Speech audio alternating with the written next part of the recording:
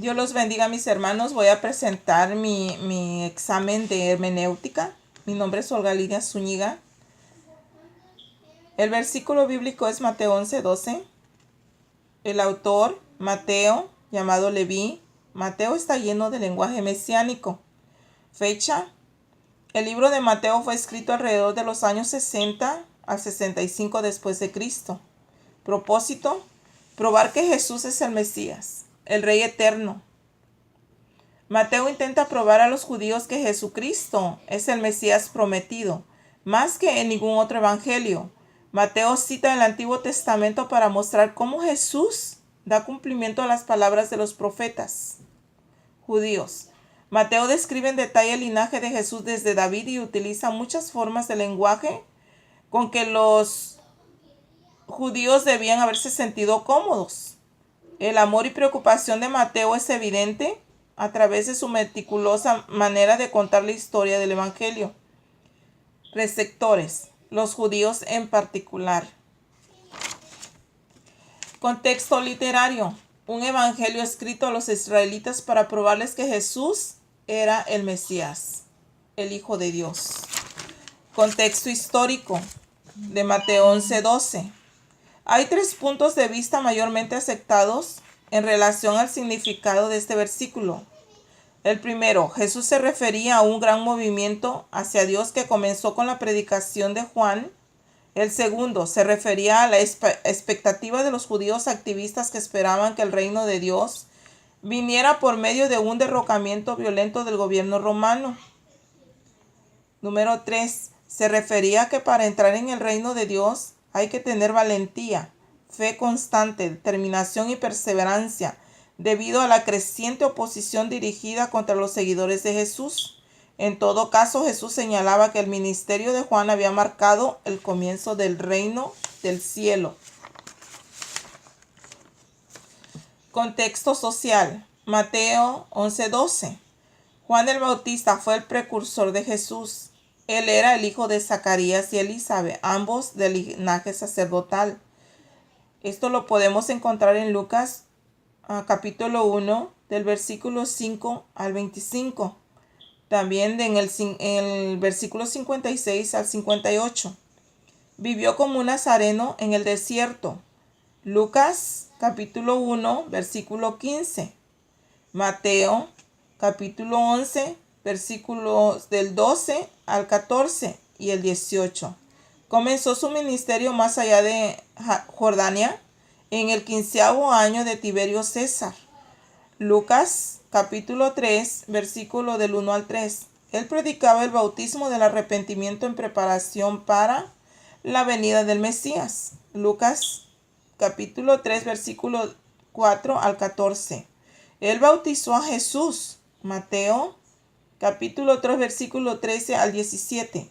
Marcos capítulo 1, del 9 al 10. Lucas capítulo 3, 21. Juan capítulo 1, versículo 32. Él dio testimonio de Jesús como el Mesías. Juan capítulo 1, versículo 24-42.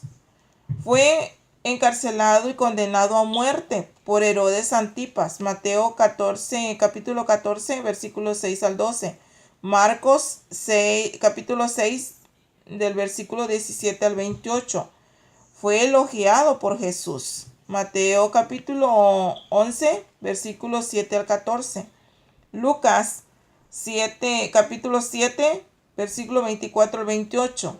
Los discípulos fueron leales a él mucho tiempo después de su muerte. Hechos capítulo 18, versículo 25. Los evangelios: mirar a Juan como el cumplimiento de la expectativa de Elías. Redivivus tanto para el ángel anunciador. Lucas capítulo 1, versículo 17. Y Jesús. Marcos capítulo 9, versículo 11 al 13. Y expresamente enseñó esto. Por otra parte, la vestimenta de Juan, de un vestido de pelo de camello y un cinto de cuero alrededor de su cintura. Mateo capítulo 3, versículo 4. Fue similar a la vestimenta de Elías. Segunda de Reyes, capítulo 1, versículo 8. Aunque el mismo Juan lo negó de identificación, Juan capítulo 1 del versículo 21 al 25, admitiendo solo hacer de Isaías voz en el desierto. Juan capítulo 1 versículo 23. En Mateo 11:12, desde los días de Juan el Bautista hasta ahora, el reino de los cielos sufre violencia y los violentos lo arrebatan.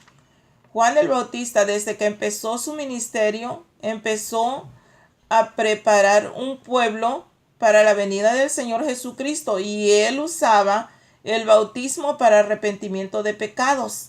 Y la palabra de Dios dice que desde entonces el reino de los cielos sufre violencia y los violentos lo arrebatan. Esto quiere decir que solamente las personas que aman verdaderamente al Señor Jesucristo y estén dispuestos a servirle en cuerpo, alma y espíritu, quieran y estén dispuestos a pagar el precio, van a poder arrebatar el reino de los cielos. Dios quiere gente decidida, gente dispuesta a dar la vida por su hermano. Esto es todo del libro de Mateo, capítulo 11, versículo 12.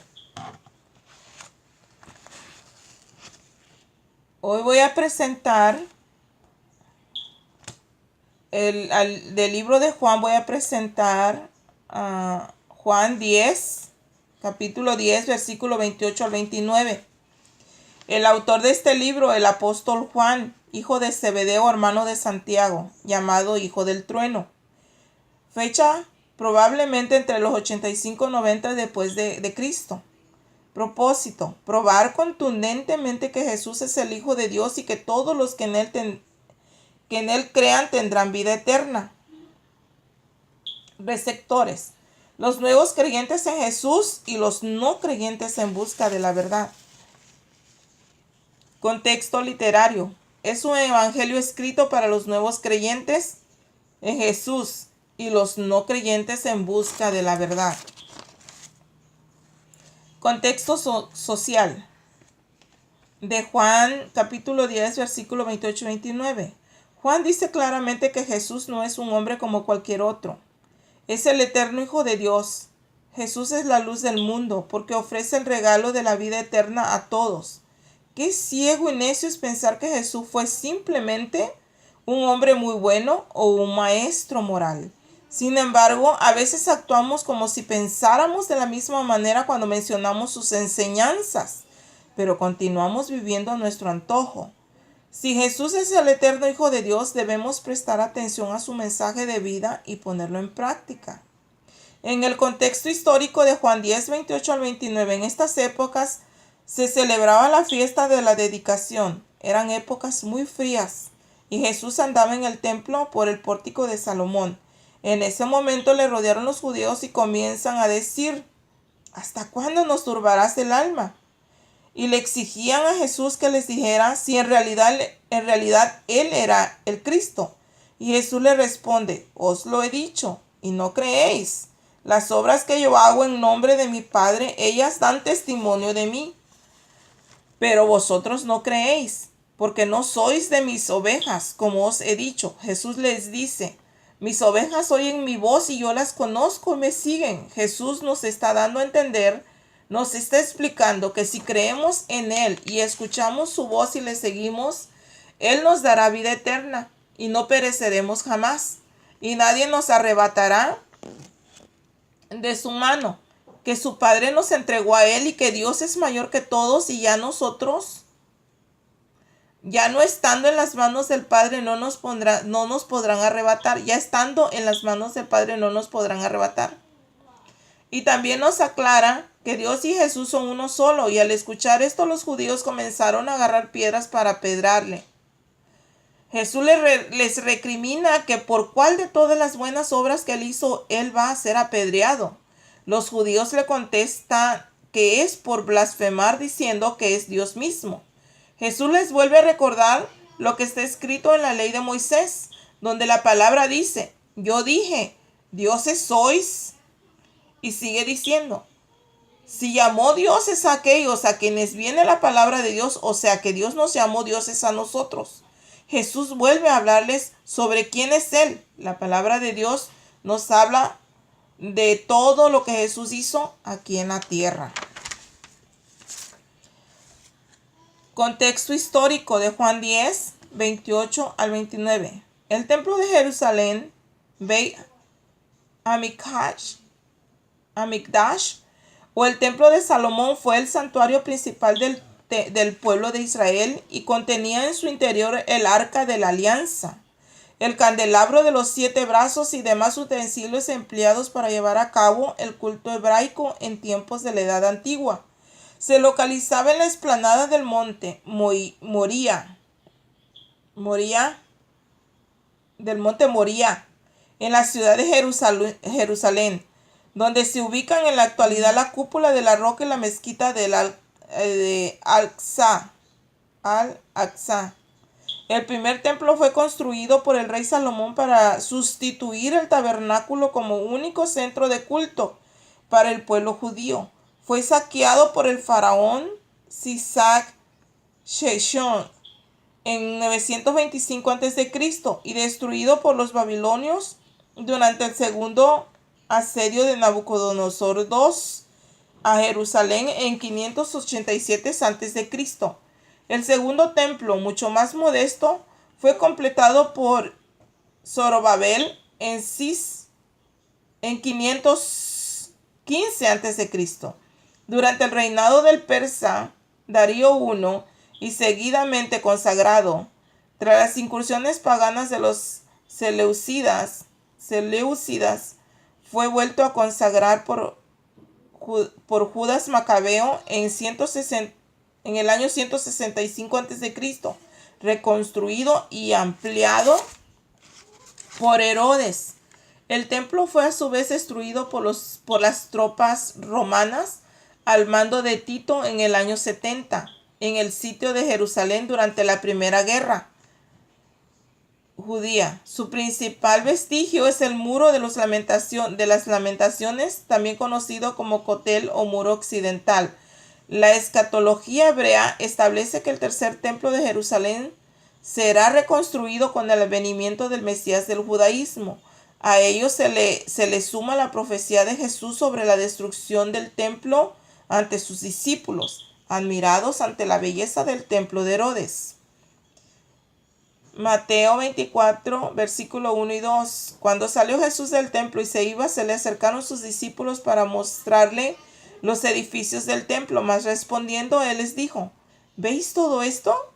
En verdad os digo, no quedará aquí piedra sobre piedra que no sea derribada. Pocos años después, en el año 70, el templo fue destruido por los romanos bajo las órdenes de Tito. Lo único que ha quedado son restos del muro de la explanada, no del templo en sí. De todas formas, sigue siendo desde entonces un monumento símbolo y el sitio de referencia más sagrado para el judaísmo.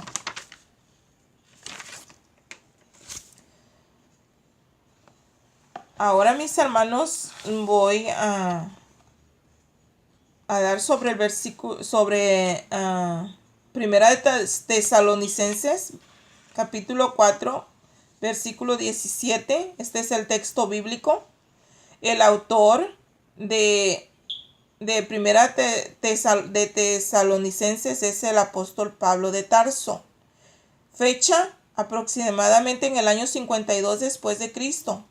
Propósito: esta carta fue escrita para alentar y afirmar a una iglesia nueva fundada sobre las verdades básicas del Evangelio, para inspirarla a progresar en el poder de una vida santa y para instruirla en cuanto a la venida del Señor, para buscar a los suyos y relacionar ese acontecimiento con los sucesos que habrían de producirse en el día del Señor.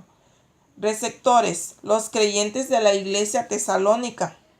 Contexto literario: es una epístola dirigida a la comunidad cristiana de Tesalónica y se dice primera porque existe también una segunda carta en el canon bíblico. Contexto social: Primera de Tesalonicenses 4:17. Luego nosotros los que vivimos, los que hayamos quedado, seremos arrebatados juntamente con ellos en las nubes para recibir al Señor en el aire, y así estaremos siempre con el Señor. La palabra arrebatamiento significa arrancado de un lugar inesperadamente, de forma involuntaria. Esta palabra, que en inglés es snatched away, se encuentra también en Juan 10:28 y Hechos 8:39. Este pasaje, junto con Juan capítulo 14, versículo 1 al 3, y Primera de Corintios, capítulo 15, versículo 51, forman la base bíblica del rapto de la iglesia. Después que resucitan los muertos sus espíritus, habiendo estado ya con el Señor, en 2 de Corintios capítulo 5 versículo 8, en Filipenses capítulo 1 versículo 23, ahora se unen a sus nuevos cuerpos resucitados. 1 de Corintios 15 del 35 al 50. Los cristianos que estén vivos serán arrebatados, literalmente arrancados de la tierra. El tiempo concreto del rapto no se puede determinar solo por este pasaje de Tesalonicenses. Sin embargo, cuando se consultan otros textos como Apocalipsis capítulo 3 versículo 10 y Juan capítulo 14 versículo 3, y se comparan con otros que hablan de la venida del Señor a juzgar el mundo, Mateo capítulo 13 versículo 34 al 50, capítulo 24 del versículo 29 al 44, en Apocalipsis 19 capítulo 11 al 21. Al final de una tribulación de 7 años hay que notar una clara diferencia entre la naturaleza del rapto, en el que no se menciona ningún juicio, y otros textos que sí lo hacen. Por eso hay que entender que el rapto es un suceso diferente de la segunda venida de Cristo. El rapto se describe como pre-tribulacional, antes que la ira de Dios se derrame sobre la tierra, tal como revela Apocalipsis 6:19. Además, debemos tener en cuenta la parte que Israel juega en este periodo. Hay dos grupos diferentes que forman parte en los acontecimientos de los últimos días: Israel y la iglesia. Son dos dispensaciones diferentes y Dios tiene un propósito para cada una. Esto no lo toman en cuenta los partidarios de la oposición llamada Covenant Theology o teología del pacto, la cual ha descartado a Israel de los planes de Dios para los últimos días. No me parece correcta esta posición, porque Israel es el pueblo escogido por Dios permanentemente. Esto está claro en el Antiguo Testamento. Contexto histórico. Primera de Tesalonicenses capítulo 4 versículo 17. Tesalónica, Salónica moderna, yace acerca del lugar antiguo de Terma, en el Golfo Termaico, en las partes norte del mar Egeo. Esta ciudad se volvió la capital de Macedonia en el año 168 a.C. y disfrutó del estatus de una ciudad libre, la cual fue gobernada por su propia ciudadanía. En Hechos 17, capítulo 17, versículo 6, bajo el Imperio Romano. Debido a que estaba localizada en la carretera principal que iba de este a oeste, la vía Ignacia Tesalónica servía como los cuarteles generales de actividad política y comercial en Macedonia, y llegó a ser conocida como la madre de toda Macedonia. En el día de Pablo, la población alcanzó los 200,000 personas, los 200,000 habitantes. Bueno, hermanos, esto es todo. Todos del examen de hermenéutica. Dios los bendiga a todos. En el nombre poderoso de mi Señor Jesucristo, yo los bendigo. Gracias. Bendiciones.